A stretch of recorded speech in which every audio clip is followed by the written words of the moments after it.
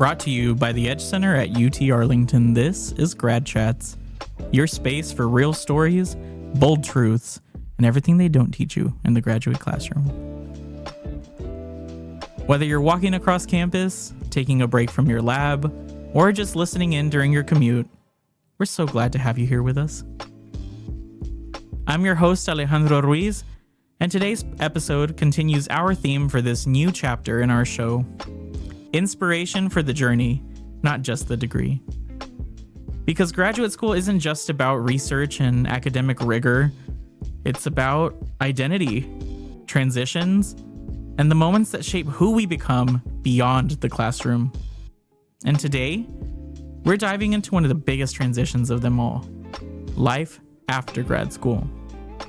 So, kick your feet up, relax, tune in, and join us for this journey through graduate life.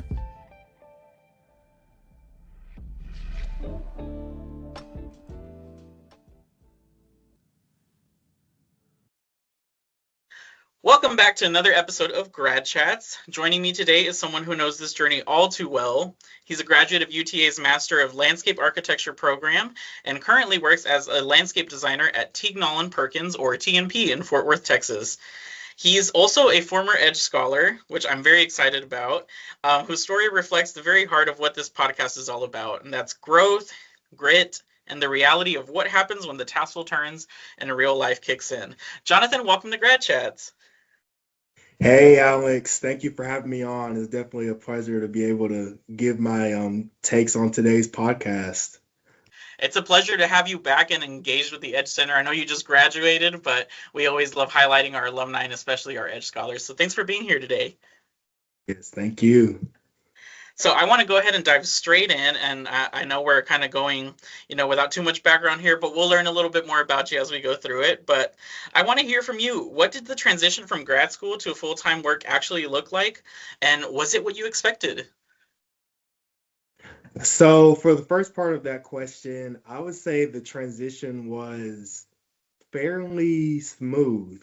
And I don't want to get too far ahead because this will probably answer some of the further down questions, but I felt as though during my time at UTA and then also during my time as an Edge scholar that I was more prepared for the workforce in terms of the job process and things like that. So it funny enough, in some ways the workload, the sense of like the amount of work that I've had to do, it feels more light in some ways, in the sense that, in school, everything that you do, you take with you everywhere. So Monday through Sunday, especially in a design major like architecture or landscape architecture, engineering, those things carry with you wherever you go. There's really not a clear separation between work and leisure. It's just kind of a constant flux between those things. Whereas in the work environment, you clock in, and then for the most part, when you clock out, that's it. Whatever is done during the day is done, and then your evenings and your weekends are yours, which is honestly really refreshing, and in a lot of ways gives me more control over my day in the evenings and on the weekends. On an opposite note, though, there is less flexibility in the sense that, okay, well, you're in from these hours and that's when you're expected to be in. Whereas in school, it might be like, oh, I have a 4-hour gap between classes, especially if you're an undergraduate student. It's like, oh, I have like 6 hours between the next class. I can go off somewhere and do something else. But you can't necessarily, obviously do that in a work context. So, I would say in terms of how it met my expectations, I would say it did meet my expectations. In fact, it kind of surprised me some in terms of the freedom in terms of like a clear definition between work and leisure, which is honestly nice, especially coming out from my graduate studies and working on thesis, where you're literally just, it's like every day you're thinking about it, you're writing, you're working on something, whether it's during the week or it's during the weekend. So yeah, overall it's been a great experience.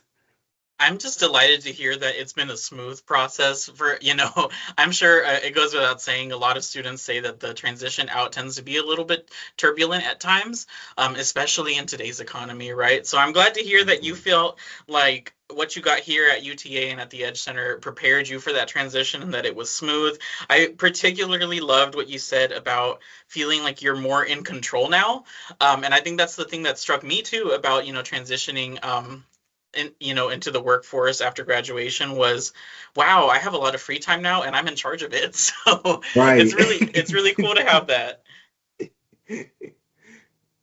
I want to continue on a little bit and just kind of pick your brain a little bit more. What would you say was something super impactful that helped you in that transition, despite it being smooth? I'm sure it had its challenges, right? So what's something that helped you in that transition from graduate life over to the workforce? So I would say the number one thing was rest. Oh my goodness. A good um period of just respite, just pause. And I'm the type of person where I like to focus on one thing and get it done, pause, and then transition into the next thing. Life definitely doesn't operate like that. That's just in perfect conditions. But I found that by giving yourself time to rest, reflect, and process, it helps to prepare your mental, it prepares you mentally for what's to come next. So when I graduated, I didn't go into the workforce immediately. I took about a month off. um and I mean, one thing that really stuck with me was actually a UTA alum.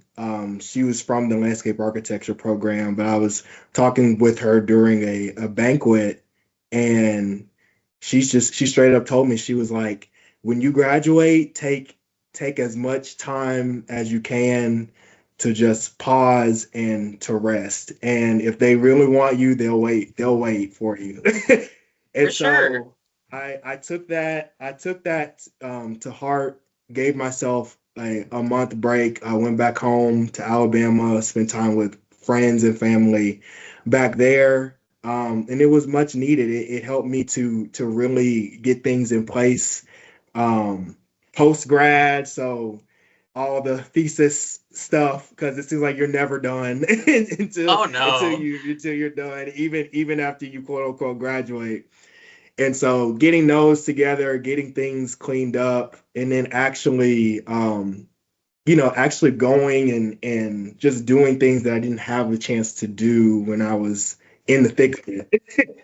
So I would definitely say that period of rest, which I guess falls into like a mindset shift, falls into that category, of just again giving myself time to really just to process before stepping into the next thing.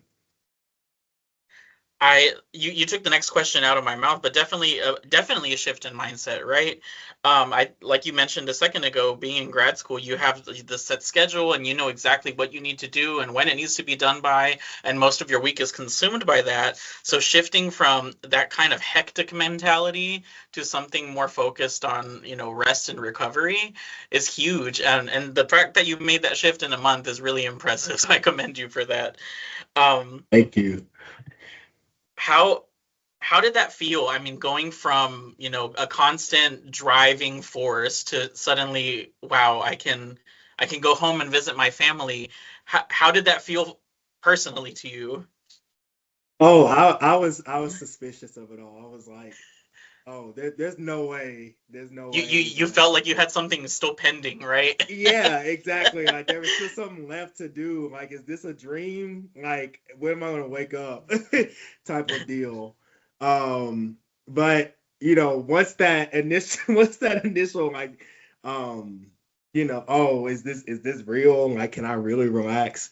It felt really nice, and it felt really nice to see my family and my friends at ease too, because again, it's tough. It's hard to balance between academia and family sometimes. I mean, when in a design discipline like landscape architecture, and I've had several conversations with students in the program at UTA.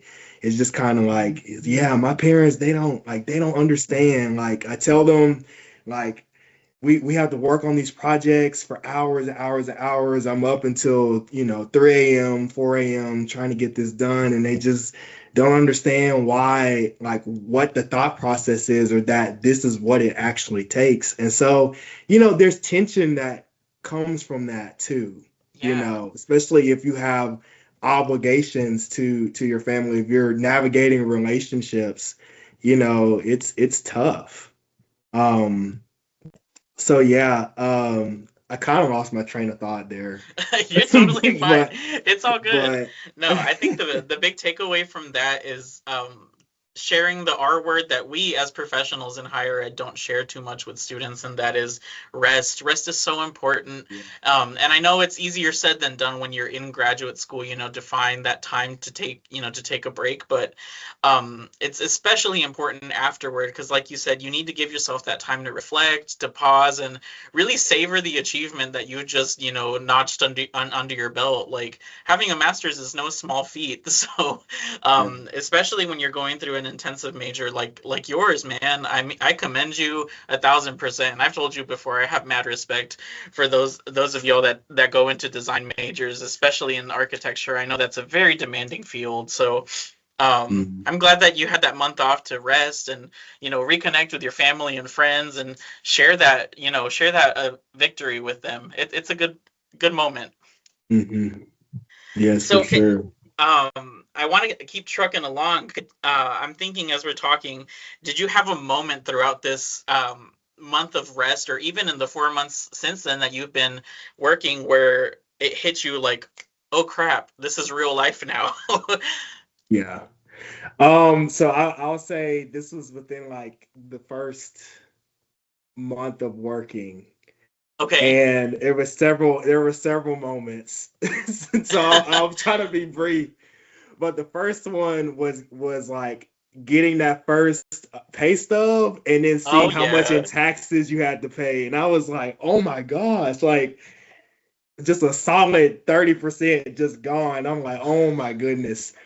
I actually had a sign-on bonus starting with TNP, and I had talked with my department head, and I was like, something doesn't seem right. Like, so much of this is missing. He was like, oh yeah, that's how much it taxes. And I was like, I had like a oh duh moment. And I was like, dang.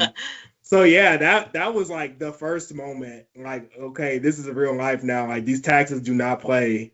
No. So they do not play at all. But again, on that same note, also receiving my first pay stub paycheck as a full-time employee, like signed on not as an internship, but as an actual employee.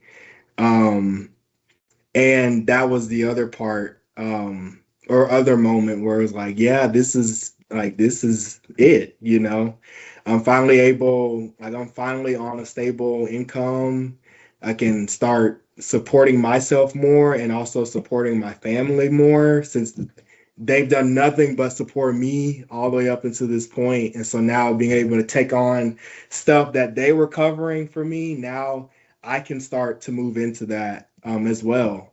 And then just, again, with that extra income, it's like, oh, well, I can actually buy this now and not feel bad. I can For actually, sure. yeah, I can actually, actually spend money on things that I like and that I enjoy too, and not have a mental crisis about it. No buyer's So remorse, right? exactly. So yeah. I like that. It's almost a double-edged moment, but I love that you found like the positive in that too. Like, yes, that first pay stub, and Uncle Sam always comes knocking. He never misses his monthly, his monthly cut. But having that also hit your bank account after, let's be quite honest, being a broke college student for a while, it's so nice, and that freedom that comes with that, and being able to buy things that you like, and take your family out every now and then. Like, it's a very rewarding experience, and I think it really makes it tangible just how much work you put into your degree. Hmm. Oh man, I remember that moment all too well, and Yeah. I'm just getting flashbacks as we're talking Yeah. about that.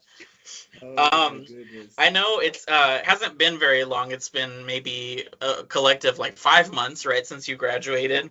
But there, here at UTA, things are still trucking along, and students are still going through their programs. So, what's something you would say to a current grad student who might feel like life is moving faster than they're ready for? I would say to take it one step at a time, one day at a time, and use that cliche, but it rings true. And I'm reminded of a former classmate of mine during my time at Auburn. She had just started in the landscape architecture program there, transitioning in from horticulture. And so I was a year before her, and I was doing the same transition at the time. And so I remember her saying, like, when you're transitioning from two different disciplines, especially one that's more design focused, there's a huge learning curve. There's a huge culture shift. And so it can feel like you're not growing, like everything's just moving fast, deadline after deadline, review after review.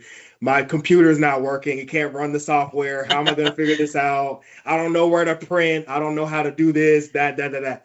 And so it can easily feel like you're just inundated with everything that seems to be reminding you that you're not enough, or that you're not skilled enough to get through it.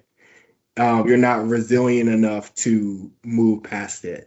But the truth is that you are. And the way that she would say it is that she would count every experience where she was having issues or that she failed, and she envisioned it as a coin in a piggy bank, and each coin is the lesson that she learned, and those coins continually build up. You save, and with each step, with each coin, you're growing.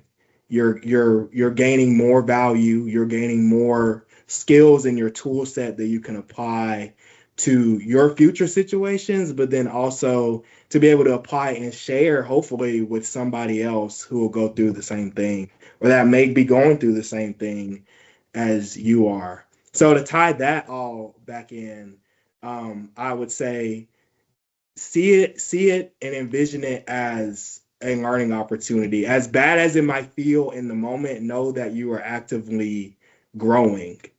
You may not feel like it in the moment, but with each review, each deadline, you're honing your skills and becoming one step closer to what you're called to be. And so having that growth mindset in that way was really helpful for me going through that transition from horticulture and landscape architecture. And I feel as though that can be incredibly useful for others that are going through that transition. It doesn't have to be through design discipline, but it could just be making the jump from community college to a 4 year, or from any situation, Mhm. changing majors, etc. So, mm, Now, this is a little bit more on the psychological side, so definitely not in your discipline area. But I'm curious, because students often struggle with that concept, right, of developing a growth mindset. What is something that you would say helped you develop that mindset, that you would like to share with our audience? so first and foremost, I personally leaned on my faith a lot, my family and our faith. You know, I grew up Christian, and that's the foundation for everything that I do.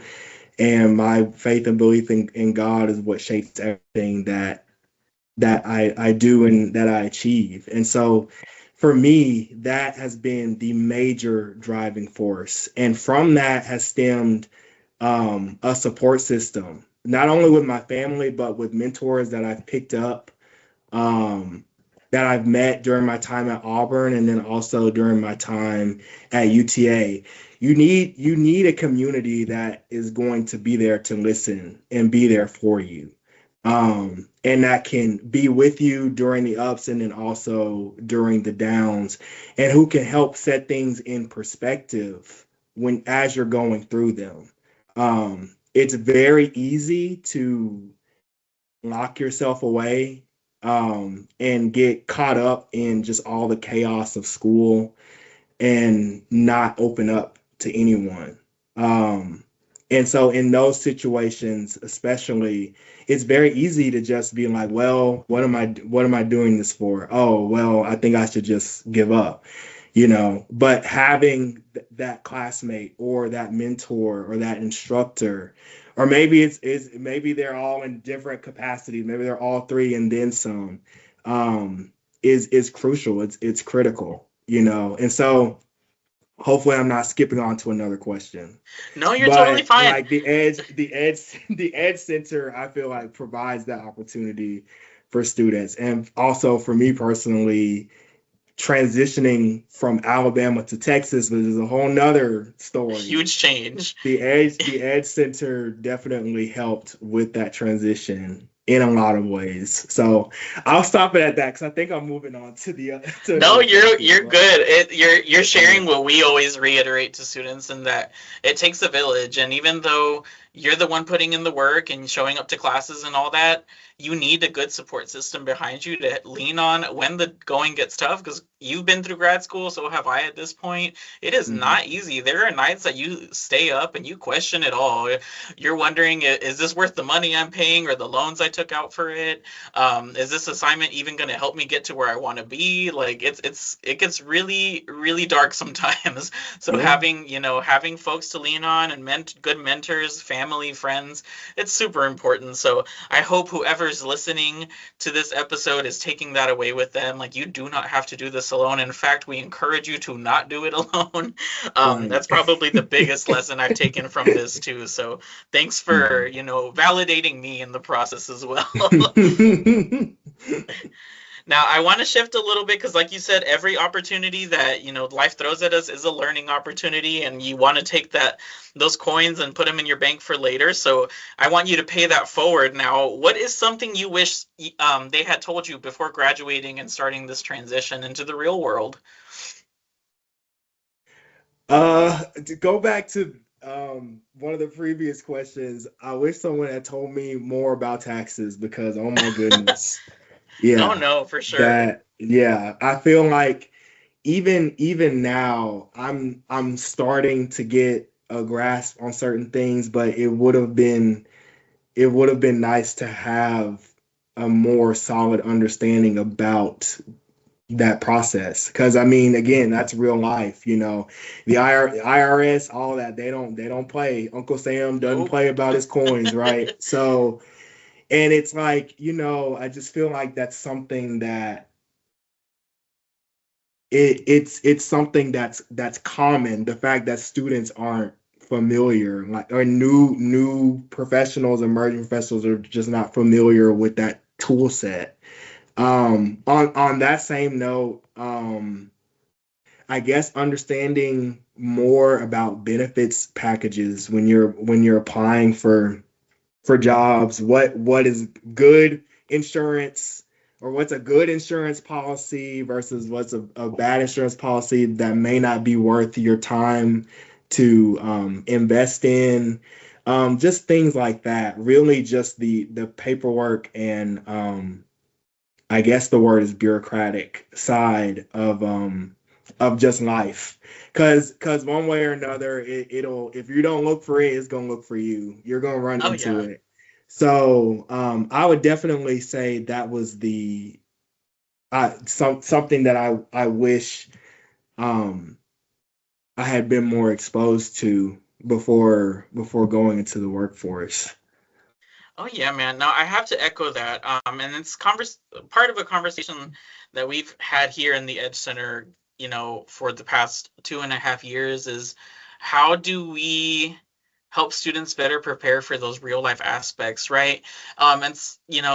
Catalina has done a very good job of providing some workshops on like how to better understand the hiring process and how to negotiate salaries and benefits. But I think even just getting down to the basic level of understanding why you're being charged taxes and where that money is going, understanding, like you said, what's a good insurance policy versus a bad one, especially considering, your age, your situation at home, do you have a family or not?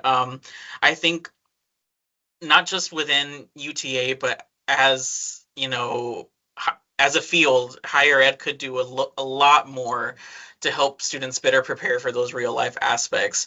So I have to echo that. Thank you for being honest there. It's one of those aspects I think of, the graduate experience, even just the college experience that isn't talked about a whole lot. We give you all these skills and all this knowledge, but when it comes to the real world stuff, did we do a good enough job of preparing you for that? And unfortunately, most of the time the answer is no. But I see that as an opportunity to grow and to continue improving what the experience for students. So I hope some bigwigs are listening to this too, and they can take a note or two, because I think it's very, very essential. Yes, yeah, it definitely is. Because I'm telling you, for anyone that's listening, I mean, you're probably already in it, but yeah, Uncle Sam doesn't play about his coins. Definitely not. Yeah, no, none of it. So. Well, shifting a little bit for our last question here, Johnathan, I want to hear about your experience being an Edge Scholar. How did being part of this Edge Center community help shape your journey? And what does it mean to you now looking back on it? So, to answer the first part of that question, I'll go back to fall of 2023 when me and my dad made the move out here to the DFW Metro. So I learned about the Edge Center, and correct me if I'm wrong, but that was the semester, fall of 2023, when the Edge Center or the Edge Scholar program actually debuted and Yeah, was that was our offered to very first one. students. You were part of our officially on paper, our second cohort, but our first full one, with like a full staff and everything behind that to actually support y'all. So yeah, you came in right as we were ramping up things. Wow. Yeah, so I mean, in terms of the Ed Center being there during that transition, it was huge. I mean, from a financial perspective, that's the most obvious, factor. But in terms of again having that support system, starting off, for academic support, but also for student support as well, was really crucial. A lot of the present guest presentations that the Ed Center had organized during my time as a student at UTA were also incredibly useful. A few that I can remember off the top of my head are the Life After Grad School panels, and then also there was one on negotiating job offers, and then the fair. I believe it's in January or February, or it was in January or February. The Sin Miedo al Éxito. Oh yes, the Also, that conference. Yeah. conference. Those are just a few of many that I found incredibly valuable in shaping my journey at UTA, all the way down to the Ed Center's role in supporting my thesis. My thesis research for landscape architecture and looking at landscape architecture recruitment and outreach in high schools. Um, it was a great resource, all the way down to printing services, which again, in the design discipline, it's like, oh my gosh, you spend so much just printing out stuff, or you could spend so much printing out stuff, but just that service that was offered, that the Ed Center offered for covering that expense was huge. And then also having that opportunity to share that with community members that we worked with. So there were several times where we presented our work, and otherwise the community otherwise wouldn't have had any prints to keep. But because of the Ed Center and that resource that they provided, we were able to give prints to the community that they could use for future meetings with the city of Fort Worth, and many other things as well. And so what does, I don't know if you asked the second question yet. I kind of lost my train of thought again. No, I definitely did. So keep going. You're doing Okay. great. So the second question is and what does it mean to me looking back? I would say it means paying it forward. I mean, you have people who pour into your lives, so it's only natural that you pour back and help the next generation to come through. I see myself as an advocate and as someone who wants to support others in their journey. So it feels only natural to me that I give back, and serve in that capacity with the Ed Center, serve my program, the in landscape architecture, and beyond that. I think generosity is it's an underappreciated but vital aspect of living life. And that's one thing that I really enjoy about working at TNP. So they actually have us read a book. It's called The Go-Giver. I can't remember the name of the author at this point, and I have the book somewhere in my apartment. No worries, we'll drop it in the comments but for yeah, this. it's called The Go-Giver, and I don't remember the name of the author. I'm sorry, TNP. But it talks about cultivating a mindset for servant leadership. So, giving back and giving to others, and then in turn giving back to help everyone. And also pushing forward the idea that everyone has something of value to someone else. And so because of that, there are endless even opportunities to provide value to somebody's life.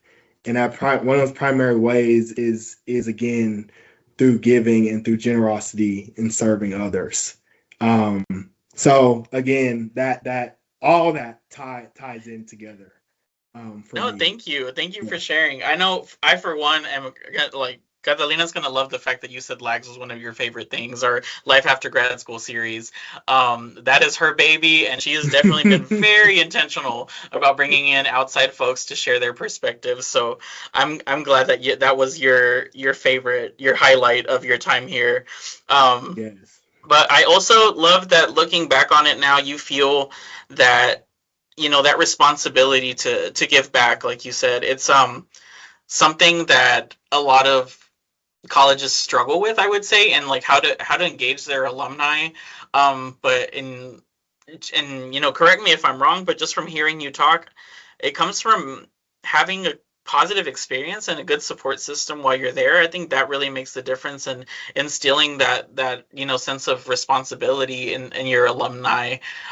So I definitely echo what you're saying here. I think it's very important that once you make it out and the village helped you run your course, it's time to help the village back out in return. So I love that sense of duty that you graduated here with, and I know that just speaks to your character, man. You have an amazing set of values and morals, and that shows in the advice that you're sharing here with our audience today. So kudos to you, man. You are amazing.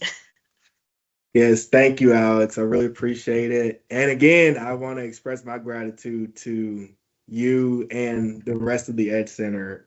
And again, just thank all of y'all for everything that you do. And thank you for helping me through my journey, and thank you for providing these resources for current and future students. Of course, no, Yeah. that's what we're here for, man. Building the Edge Center was a doozy, I will say. And the Yeah. challenges have continued left and right. Higher ed is definitely in an interesting place right now, but hearing your story and hearing the successes of our other students that have come through here and the gratitude in y'all's voice when we talk to you all afterward, I mean, that's what makes doing this work so worthwhile.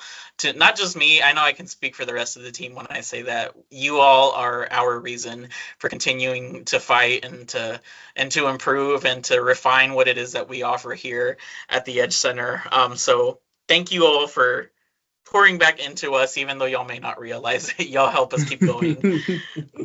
I want to close with one final question, Johnathan, and I know we kind of asked something similar already, but I want to just kind of put you back in that fall 2023 mindset for a second.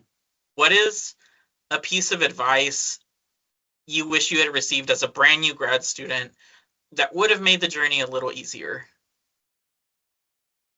Oh gosh, that's a good question. I'm gonna need a few seconds to think about that.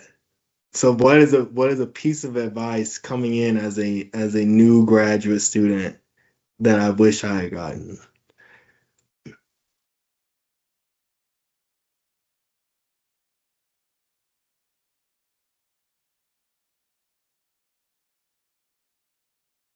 I know I got the wheels going. I got you I thinking, and know, it's after yeah. a long work day too. So. I'm dusting through the archive. I'm dusting through the archives to think. Dang, because there's just so much. Is it okay if I just start talking about that time? I Yeah, feel go like for once it. I talk about it, It'll then I'll come to start to you. think about stuff. Yeah.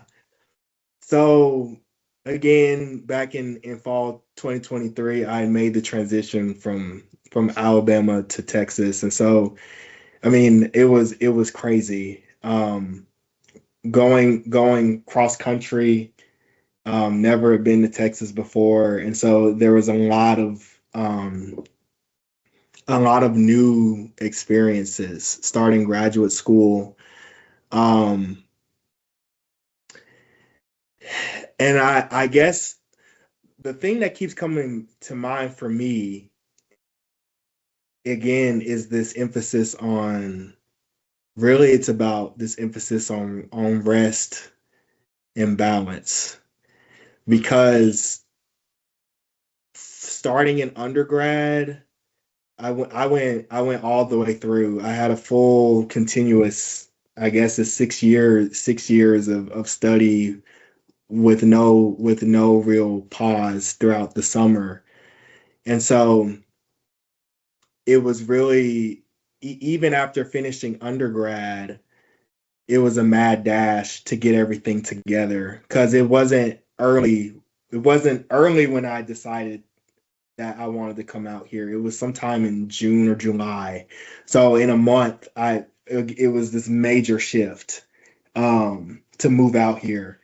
And so I just found myself just continue to run and run and run and get other things set up, get other things set up, get other things set up, and then having to balance between getting established, finding a place to stay, finances, out of state versus in state, GRA paperwork. Um, it just seemed impossible to find time to rest. And eventually, like in my last year, it had caught up to me. I remember around this time last year feeling so the most unmotivated in I feel like my life, like more than ever to get through school. And it's because of the burnout. And during that all throughout that time, I had foregone times to rest, recreational time with friends. Oh, you want to go do something? No, I have this to do. Um, and just not prioritizing that part of life. And not remembering that first, I'm a human being. Mm-hmm. And then second, well, no, not even second. Second, I'm somebody's son. I'm Mm-hmm. somebody's loved Yep. one. And then third, you know, third is I'm a student. And people can argue that it is even further down the line than that. And so again, that advice, going back to that piece of advice, just it's okay to rest. You don't have to feel bad about rest. And in fact, rest can be actually be productive. Oh yeah.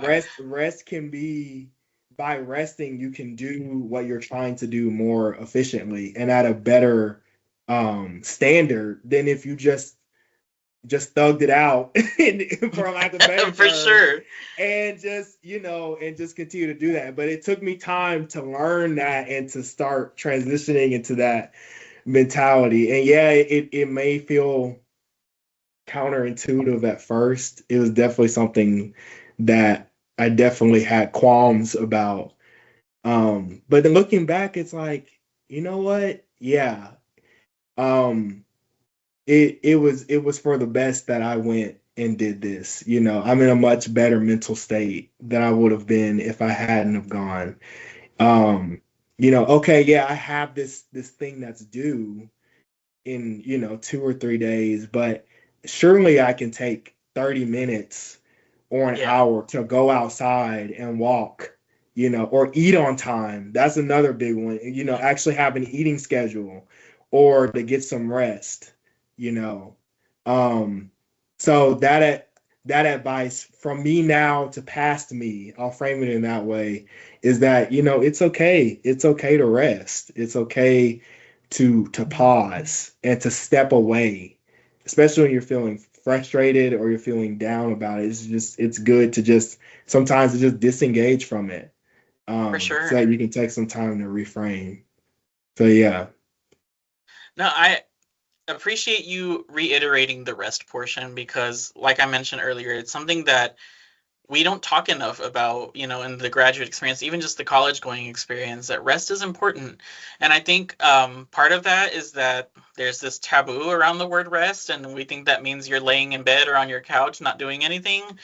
But you highlighted this perfectly. Sometimes it's just giving yourself time to actually enjoy a meal, to go out for a walk, to call your friends, to call your family, to spend time with them. It doesn't mean you're sitting there doing nothing. It means you're just investing in yourself for a change, right? I think grad school demands a lot of us and it asks us to continuously pour. But if you're not pouring into yourself, all you're getting is air at the end of it. So, Yeah. no, I really appreciate you just keeping it real with us and reiterating that it is okay. It's okay to take a pause every now and then, even if it's 30 minutes. Shoot, if you can squeeze an hour in there, go for it. More power to you. But take that time. It's something I tell my GAs here in the Edge Center all the time. Any student that comes in saying, wow, I'm overwhelmed, it's okay to pause. It's okay to play a video game, to read a book, to do your facial routine if you do that. Sometimes you just need to unplug for a second and reconnect with yourself. And I think that's the underlying lesson here, is that it's okay to do that. Otherwise you lose yourself, and then you're left looking back on it and wondering, wow, what happened? Yeah, Right? exactly. So, And one other thing is, like, if you don't rest, at some point your body will rest for you, whether oh you yeah, like your it or body will not. shut your down. body your body will rest for you. It will shut down on you. So Oh, and that is, I don't know balance. about you, but that is one of the worst feelings, when your body just fights you actively. It tells you, no, I don't want to do this anymore. I've Right. been there, man, and it feels like you're carrying 3 bags of bricks. Like, so no, again, thank you for sharing space with us, for sharing your story, your journey, with our listeners. I don't have to tell you this. I hope you know this, that you are honest, a true inspiration, not just for folks here at UTA and for any student that may come through the Edge Center. Your picture is still quite literally on our wall. So, but you really are the embodiment of what we try to instill in our students, that you can't do this alone. You need support. You need to take time to rest and give yourself the opportunity, once you've made it through, to savor that moment, to really enjoy the victory that you've just achieved. Again, getting through grad school is no small feat. If it was, more people would do it, right? So you've achieved something huge, and I know your family is proud of you. We here at the Edge Center are so proud of you, and I know you're just going to continue excelling anywhere that you go. So thank you again for sharing your story with us, and for helping, put both Auburn, UTA, and the Edge Center on the map a little higher. So thanks again. Yeah, it's my pleasure. Again, back to paying it forward. It's an honor to be on here. So thank y'all. Well, count on me calling you back at some point, but thanks for sharing time with us today again. GradChats fam, this episode is a reminder that the journey doesn't end with a diploma. It evolves, it expands, and sometimes it may just surprise you. A special thanks to Johnathan Hampton for sharing his story with us today, and to all of you for tuning in. If you're facing your own leap into postgraduate life, remember this: you're not alone. You're not behind. You're already here. And you're more ready than you think. And hey, before you go, here's a little teaser for the next episode. AI is quickly becoming a part of our daily lives. So why then are we not working to demonstrate its applicability in academia? Well, in our next episode, we'll be joined by a special guest to explore the exciting world of artificial intelligence in graduate school. We'll dive into how AI is transforming academic research, enhancing learning, and opening new doors for innovation. Trust me, this is one you won't want to miss. So until next time, take care of yourselves and keep showing up.